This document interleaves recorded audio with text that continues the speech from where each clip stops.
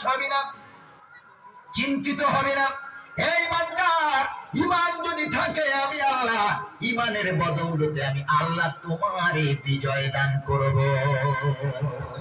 ভয় পাবি না বান্দা, ভয় যদি করতে হয় আমি আল্লাহ আমারে ভয় করবি, পৃথিবীর কাউকে ভয় পাবি না।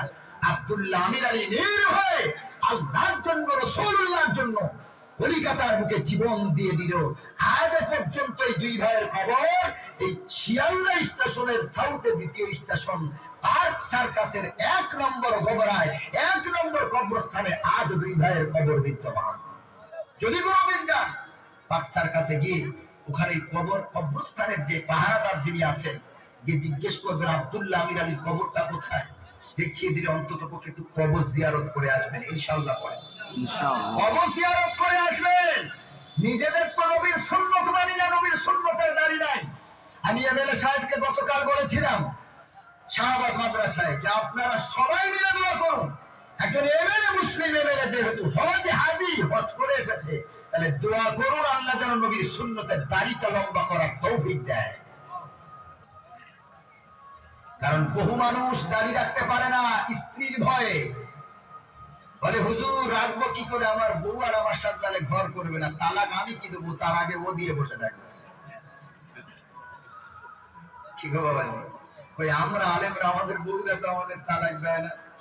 আলহামদুলিল্লাহ তারা তো সুখে শান্তিতে আছে, আল্লাহ শুকর। সপ্তাহ পর সপ্তাহ স্বামী মাদ্রাসায় পড়াচ্ছে, মসজিদে ইমামতি করছে, সপ্তাহ পর সপ্তাহ স্বামীকে কাছে পায় না। ওই তারপরেও তো হুজুরের বউ কারোর হাত ধরে পালায় না, আপনারটা পালায় কেন এত? জি, এতেই আছে বরাকাত। নবীর সুন্নতের আদর্শ মানবেন, আল্লাহ তাআলা আপনার হেফাজতের দায়িত্ব নিজ কুদরতি কাঁধে তুলে নেবেন ইনশাআল্লাহ। আর আপনি যখন সুন্নত বাদ দিয়ে শয়তানের গোলামি করবেন, শেষ হয়ে যাবেন। আপনি শেষ, বিবি শেষ, বাচ্চাও মানুষ হবে না, সব অমানুষ তৈরি হবে।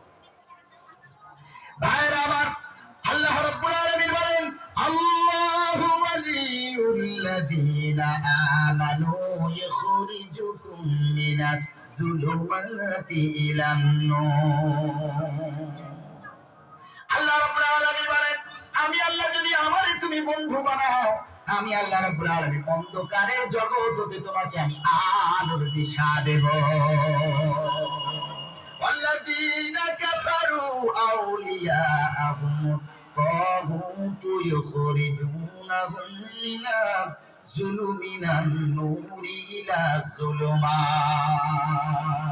আল্লাহ রাব্বুল আলামিন বলেন আমাকে বাদ দিয়ে যদি কাফের তাগুত শয়তানকে যদি তুমি বন্ধু বানাও, তাহলে তারা তোমাকে আলোর জগৎ থেকে টেনে হেদায়েতের রাস্তা থেকে টান দিয়ে তোমাকে অন্ধকার জগতে তোমাকে ছেড়ে দেবে।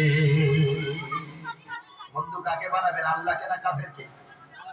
কাকে বানাবেন, ঈমানদারকে না আল্লাহকে?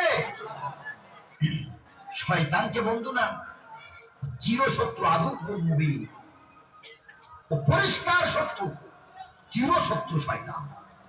শয়তানের কাজ কি? আল্লাহ রাব্বুল আলামিন বলেন ইন্নামা ইউরিদু শাইতানু আন ইউকিয়া বাইনাকুমুল আদাওয়াতা ওয়াল বাগদা ফিল খামরি ওয়াল মাইসিরি ওয়া ইয়াসুদ্দাকুম আন যিকরিল্লাহি ওয়া আনিস সালাতি ফাহাল আনতুম মুতাহুন।